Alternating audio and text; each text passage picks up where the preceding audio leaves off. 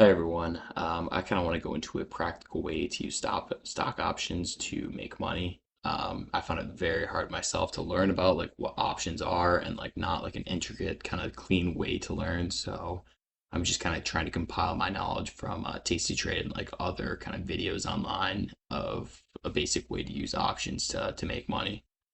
Robinhood just shows things in a clear kind of format. I don't really want to use my TD Ameritrade account.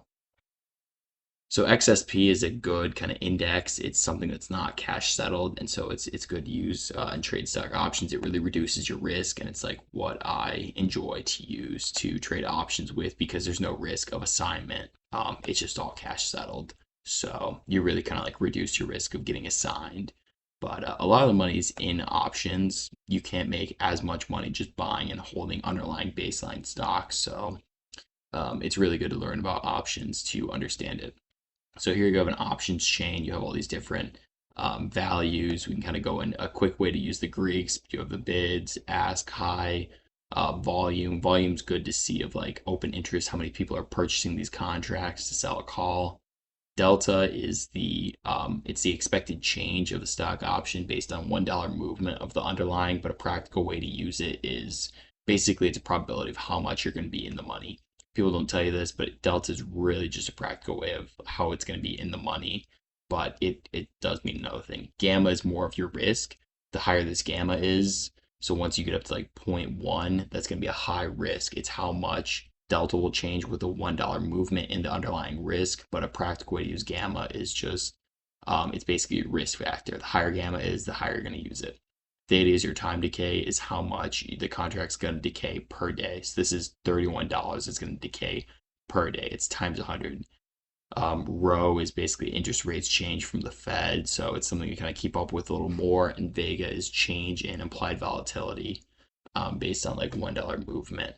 Not as much needed, but mainly you want to keep a track on delta and theta, and then gamma is kind of just like a third factor. You kind of just like look in the background of being like, all right, is your risk high? Yes or no.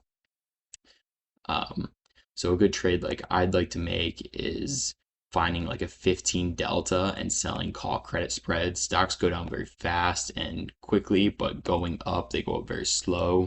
So it's a good way to sell call credit spreads, and it's been a way I've been making money throughout the year.